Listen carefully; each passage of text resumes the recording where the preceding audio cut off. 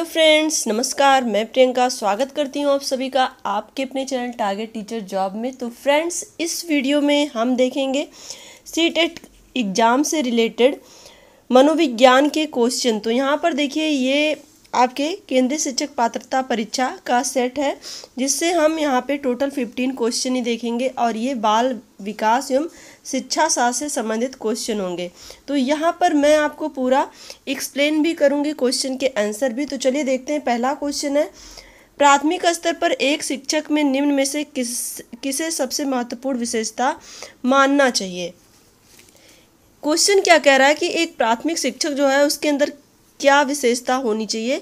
धैर्य और दृढ़ता, शिक्षण पद्धतियों और विषयों के ज्ञान में दक्षता, अति मानक भाषा में पढ़ाने में दक्षता और पढ़ाने की उत्सुकता।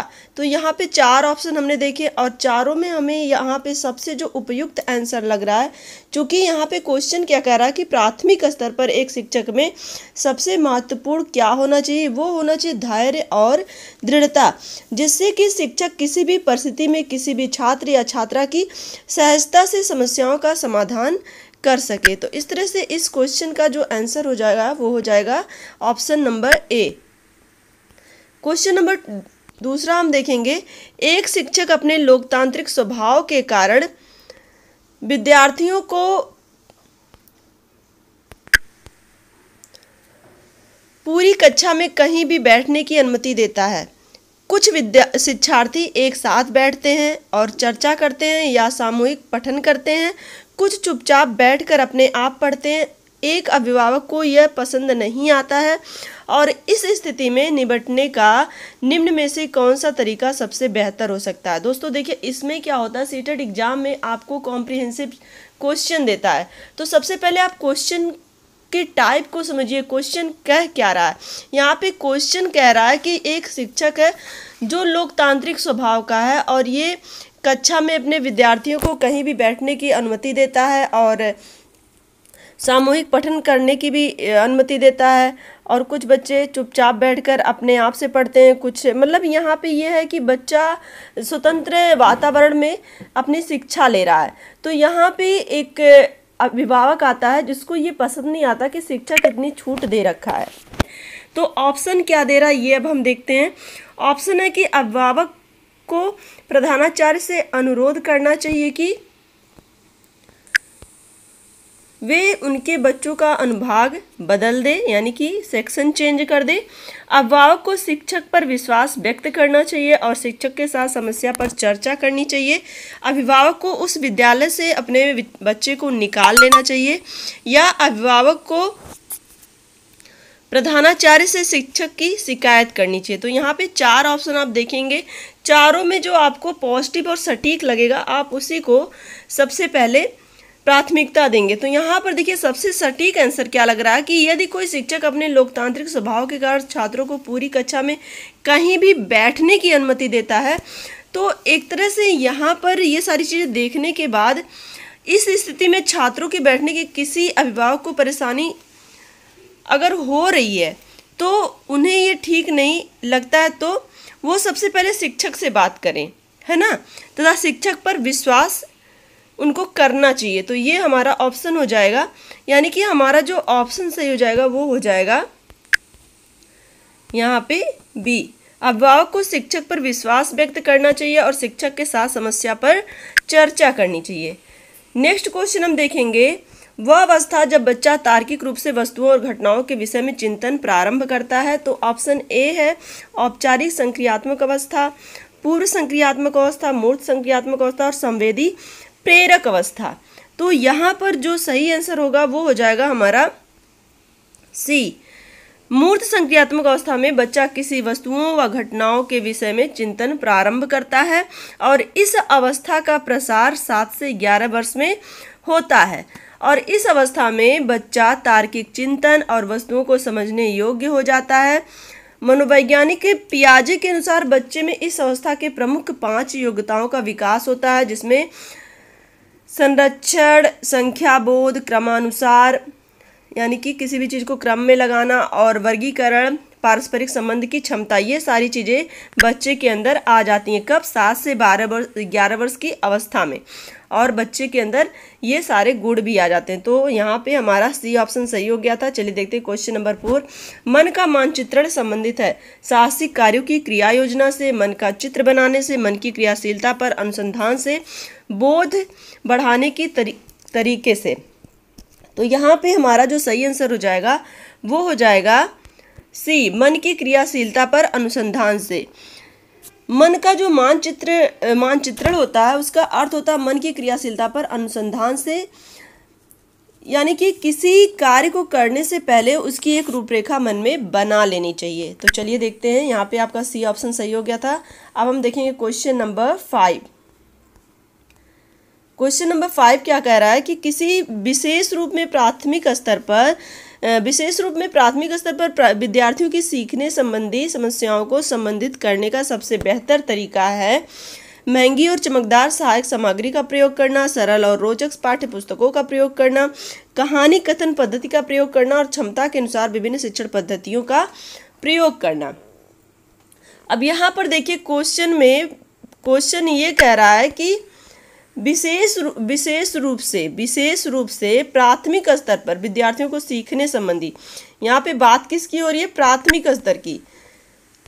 किसकी बात हो रही है? प्राथमिक स्तर पर विद्यार्थियों को सीखने संबंधी समस्याओं को संबोधित करने का सबसे बेहतर तरीका। तो प्राथमिक स्तर पर अगर हम बात करें तो क्षमता के अनुरूप विभिन्न शिक्षण पद्धतियों का प्रयोग करना चाहिए, यानी कि एक प्राथमिक स्तर का शिक्षक जो होता है वो अपनी क्षमता के अनुरूप और बालकों की क्षमता, यहाँ पे शिक्षक की क्षमता न देख करके बालक की क्षमता, यानी कि बालक की एक कहते हैं ना कि एक अच्छा शिक्षक वही होता है जो बच्चे के लेवल तक जा करके पढ़ाए। तो यहाँ पर बच्चों का लेवल भी देखना, यानी कि बच्चों को क्या चीज़ें समझ में बहुत ही बेहतर ढंग से आएंगी, इस चीज़ का हमें ध्यान रखना है। तो डी ऑप्शन सही हो जाएगा। नेक्स्ट हम चलेंगे क्वेश्चन नंबर 6। निम्न में से कौन सा शिक्षार्थियों में सृजनात्मकता का पोषण करता है? कौन सा शिक्षार्थियों में सृजनात्मकता का पोषण करता है, यानी कि बच्चों में क्रिएटिविटी लाता है? प्रत्येक शिक्षार्थी की अंतर्निहित प्रतिभाओं का पोषण करने के लिए अवसर उपलब्ध कराना और विद्यालयी जीवन के प्रारंभ में उपलब्धि के लक्ष्यों पर बल देना, परीक्षा में अच्छे अंकों के लिए विद्यार्थियों को कोचिंग करना और अच्छी शिक्षा के व्यवहारिक मूल्यों के लिए विद्यार्थियों का शिक्षण। तो यहाँ पे हमने 4 ऑप्शन देखे, चारों में यहाँ पे हमें ये दिखाई दे रहा है कि जो सही आंसर होगा वो होगा प्रत्येक शिक्षार्थियों की अंतर्निहित प्रतिभाओं का पोषण करने का अवसर उपलब्ध कराना। यानी कि देखिए एक शिक्षक का ये दायित्व तो बनता है कि हर बच्चे पे फोकस करे और हर बच्चे में जो गुण है उसको निखारे। आपने एक मूवी देखी होगी तारे ज़मीं पे, जिसमें जो आमिर खान रहते हैं वो हमेशा ये ध्यान रखते हैं कि बच्चे में क्रिएटिविटी जो भी है उसको बाहर लाया जाए। तो एक बच्चा जो बिल्कुल नहीं बोलता है लेकिन उसके अंदर उसके ड्राइंग बहुत अच्छी होती है और उस कला को वो सबके सामने लाते हैं। तो एक तरह से एक शिक्षक का ये बहुत बड़ा दायित्व है कि हर बच्चे की कैपेसिटी को, हर बच्चे की हुनर को पहचाने और उसको वो प्रोत्साहित करे। तो चलिए देखते हैं नेक्स्ट क्वेश्चन नंबर 7 है। पियाजे के अनुसार निम्नलिखित में से कौन सी अवस्था में बच्चा अमूर्त संकल्पनाओं के विषय में तार्किक चिंतन करना आरंभ करता है? अमूर्त संकल्पना, यहाँ पे देखिए जब भी आपको पता है कि पियाजे के जो अवस्थाएं हैं एक बच्चे के लिए, वो 4 अवस्थाएं उन्होंने बताया, इंद्रिय जनित गामक अवस्था, पूर्व संक्रियात्मक अवस्था, मूर्त संक्रियात्मक अवस्था और अमूर्त संक्रियात्मक अवस्था। और ये चारों अवस्थाएं आपके सामने लिखी हुई हैं। तो यहाँ पर आपको अमूर्त संकल्पनाओं के विषय में तार्किक चिंतन करना प्रारंभ करता है बच्चा। तो सही आंसर क्या होगा कि औपचारिक संक्रियात्मक अवस्था जो होती है वो 12 वर्ष से ऊपर की अवस्था होती है और संज्ञानात्मक विकास की अंतिम अवस्था होती है। यह 11 वर्ष के बाद ही की अवस्था होती है और मूल रूप से यह अवस्था तार्किक चिंतन की अवस्था होती है। तो यहाँ पर हमारा जो सही आंसर हो गया वो कौन सा हो जाएगा? तार्किक चिंतन की अवस्था कौन सी अवस्था है? बस आप ये ध्यान रखिएगा कि बच्चा तर्क करना कौन सी अवस्था में सीखेगा? औपचारिक संक्रियात्मक अवस्था, औपचारिक संक्रियात्मक अवस्था और अमूर्त संकल्पनाओं के विषय में तार्किक चिंतन करना प्रारंभ कर देता है, यानी कि ए ऑप्शन आपका सही हो जाएगा। क्वेश्चन नंबर 8 देखेंगे, सीखना समृद्ध हो सकता है यदि कक्षा में अधिक से अधिक शिक्षण सामग्री का प्रयोग किया जाए। शिक्षक विभिन्न प्रकार के व्याख्यान और स्पष्टीकरण का प्रयोग करें। कक्षा में आवधिक परीक्षाओं पर अपेक्षित ध्यान दिया जाए। वास्तविक दुनिया से उदाहरणों को कक्षा में लाया जाए जिसमें विद्यार्थी एक दूसरे से अंतःक्रिया करें और शिक्षक उस प्रक्रिया को सुगम बनाए। तो यहाँ पर देखिए सीखना समृद्ध हो सकता है। तो किस तरह से सीखना समृद्ध हो सकता है, तो यहाँ पे सबसे जो सटीक ऑप्शन दिख रहा है वो आप देखेंगे, वास्तविक दुनिया से उदाहरणों को कक्षा में लाया जाए जिसमें विद्यार्थी एक दूसरे से अंतःक्रिया करे और शिक्षक उस प्रक्रिया को सुगम बनाए। यानी कि बालक करके सीखे। आपको पता है कि बालक जो सीखता है वो करके सीखता है, वो अपने अनुभव के आधार पर, अपने एक्सपीरियंस के आधार पर चीज़ों को, अब जो छोटा बच्चा होता है ना वो बार बार क्रॉस क्वेश्चन करता है कि ये कैसे हो गया, ये कैसे हो गया। तो कहीं ना कहीं टीचर उसको अपने जीवन से कनेक्ट करके उदाहरण इसलिए देता है जिससे कि बच्चा समझ पाए। तो यहाँ पे डी ऑप्शन सही हो गया। चलिए देखते हैं क्वेश्चन नंबर 9, निम्न में से कौन से कथन को सीखने की प्रक्रिया की विशेषता नहीं मानना चाहिए। सीखना एक व्यापक प्रक्रिया है।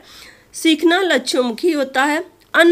अधिगमक भी सीखने की प्रक्रिया है। शैक्षिक संस्थान की ही एकमात्र स्थान है जहाँ अधिगम प्राप्त होता है। दोस्तों यहाँ पर अगर आपने ध्यान से पढ़ा होगा तो आपको आंसर तुरंत मिल जाएगा। यहाँ पे आपको ये ध्यान रखना था कि क्वेश्चन क्या रहा था, सीखने की प्रक्रिया की विशेषता नहीं माननी चाहिए, नहीं माननी चाहिए। यहाँ पे नहीं माननी चाहिए, तो नहीं माननी चाहिए में क्या आएगा, शैक्षिक संस्थान एकमात्र स्थान है जहाँ अधिगम प्राप्त होता है। यानी कि शैक्षिक संस्थान ही एकमात्र स्थान है जहाँ अधिगम प्राप्त होता है, यानी कि जहाँ पर हम सीखते हैं।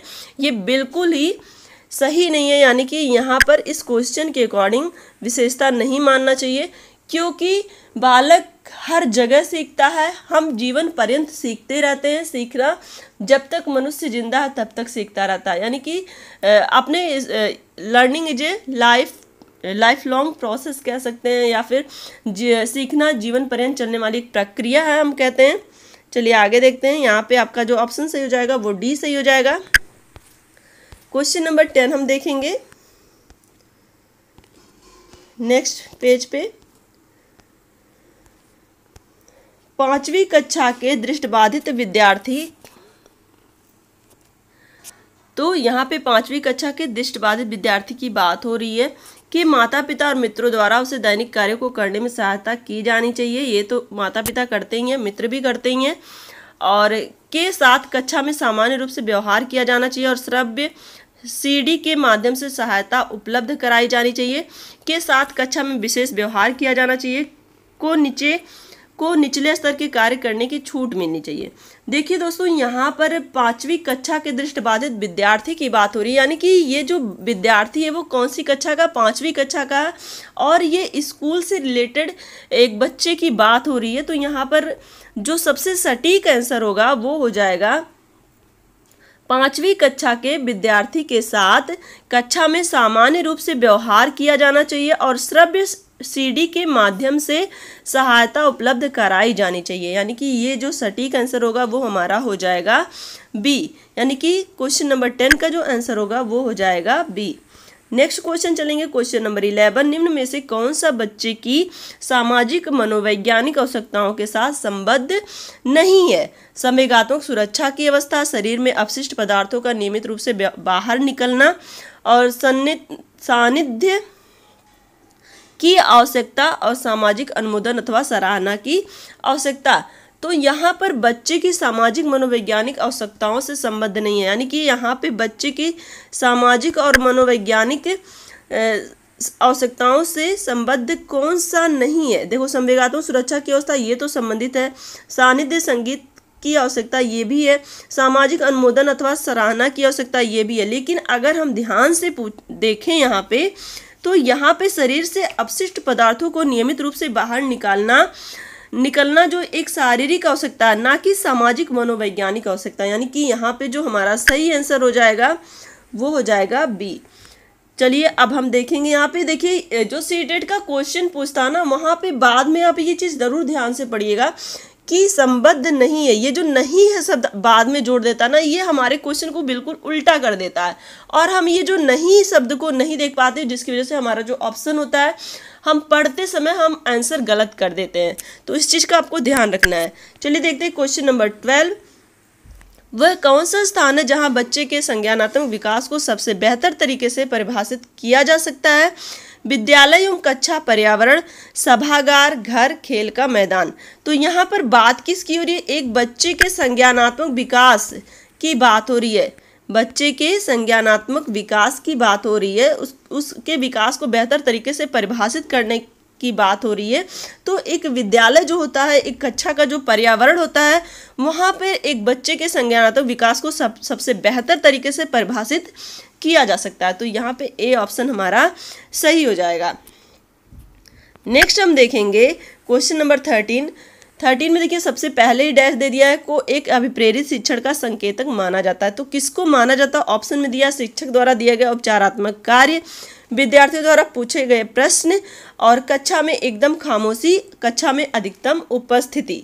तो ध्यान से जब आप क्वेश्चन पढ़ेंगे ना, अभिप्रेरित शिक्षण की बात हो रही है, यानी कि जो शिक्षण है वो मोटिवेटेड है, वो बच्चा उससे मोटिवेटेड है, उस पढ़ने की उत्सुकता उसके अंदर आ गई है। तो यहाँ पर एक तरह से जो ऑप्शन सही होगा वो कौन सा ऑप्शन सही हो जाएगा? वो हो जाएगा बी, विद्यार्थियों द्वारा प्रश्न पूछना। यानी कि विद्यार्थी द्वारा प्रश्न पूछना एक अभिप्रेरित शिक्षण का संकेतक माना जाता है, क्योंकि अप्रेरक किसी भी व्यक्ति को व्यवहार करने के लिए शक्ति प्रदान करता है और छात्र अपने अधिगम संबंधी लक्ष्यों को तभी प्राप्त कर सकता है यदि वह अप्रेरित है। अध्यापक छात्रों के पूर्व अनुभवों तथा विशेषकर रुचियों में प्रयोग में ला करके ही अध्ययन के लिए प्रेरित करते हैं। यानी कि बच्चे के अंदर जो शिक्षक होता है वो रुचि जागृत करता है कि बच्चा क्वेश्चन पुटअप करने के लिए आगे बढ़ता है और शिक्षक उसको प्रेरित करता है कि आप उस चीज़ के बारे में पढ़ो, जानो, और अगर नहीं समझ में आ रहा है, अगर क्रॉस क्वेश्चन कोई भी आपके मन में है तो उसके बारे में मुझसे पूछो। तो एक तरह से यहाँ पे अप्रेरित शिक्षण का ये संकेतक माना जाता है। क्वेश्चन नंबर 14 देखेंगे, निम्न में से कौन सा बुद्धिमान बच्चे का लक्षण नहीं है? तो ये जो नहीं है शब्द है ना, ये आप बड़ा ध्यान से पढ़िएगा कि बुद्धिमान बच्चे का लक्षण नहीं है वह जो प्रवाहपूर्ण एवं उचित तरीके से संप्रेषण करता है, यानी कि उचित तरीके से कन्वर्सेशन करता है, वह जो अमूर्त रूप से सोचता रहता है, वह जो नए परिवेश में स्वयं को समायोजित कर लेता है, और वह जो लंबे निबंधों को बहुत जल्दी रटने की क्षमता रखता है। तो देखिए यहाँ पे बात किसकी हो रही है? बुद्धिमान बच्चे की। और बुद्धिमान बच्चे का ये लक्षण नहीं होता है कि वो चीज़ों को रट के पढ़े, यानी कि वो चीज़ों को समझ के पढ़े। एक बुद्धिमान बच्चा जो होता है वो चीज़ों को रटता नहीं बल्कि समझता है। तो वे बच्चे जो किसी भी लंबे प्रश्न के उत्तर को समझने की जगह उसे रटने की क्षमता रखते हैं, बुद्धिमान बच्चे का ये लक्षण नहीं माना जाता है। रटने से छात्र उसे हल करने की कोशिश करते हैं और उससे समझ नहीं पाते हैं, यानी कि कोई भी चीज़ समझते नहीं है, बस उसको हल करने की कोशिश करते हैं और उसे आगे के प्रश्नों में समस्या होने लगती है। और अतः जो रटना होता ना वो बुद्धिमान बच्चे का लक्षण नहीं होता। यानी कि जो बुद्धिमान बच्चा होता है वो समझ समझ के चीज़ों को सीखता है, जिससे कि उससे संबंधित अगर कोई भी टॉपिक में क्वेश्चन है तो वो बड़ी ही आसानी से कर लेता है। तो यहाँ पे डी ऑप्शन हमारा सही हो जाएगा, यानी कि ये बुद्धिमान बच्चे का लक्षण नहीं है। नेक्स्ट हम देखेंगे क्वेश्चन नंबर 15। आज हम क्वेश्चन नंबर 15 तक ही करेंगे। बच्चे दुनिया के बारे में अपनी समझ का सृजन करते हैं, इसका श्रेय जाता है पावलोव को, कोहलबर्ग को, स्किनर को और पियाजे को। तो देखिए दोस्तों, यहाँ पर बच्चे में समझ का सृजन करने की बात आ रही है। तो पियाजे के अनुसार बच्चे दुनिया के बारे में अपनी समझ का सृजन करते हैं, यानी कि यहाँ पे हमारा डी ऑप्शन सही हो जाएगा। तो आपको मैंने अभी बताई कि पियाजे ने बच्चों की 4 अवस्थाएं बताई हैं: इंद्रिय जनित कामक अवस्था, पूर्व संक्रियात्मक अवस्था, मूर्त संक्रियात्मक अवस्था और अमूर्त संक्रियात्मक अवस्था। तो ये 4 अवस्थाओं के आधार पर ये निश्चित करते हैं कि बच्चा किस तरह से क्या क्या चीज़ें कौन कौन सी अवस्थाओं में सीखता है और उसमें किस तरह से तर्क शक्ति का विकास किस अवस्था में होता है। ये सारी चीज़ें उन्होंने पूरी डिटेल में डिफाइन की है। तो आई होप आज की वीडियो आपको अच्छी लगी होगी।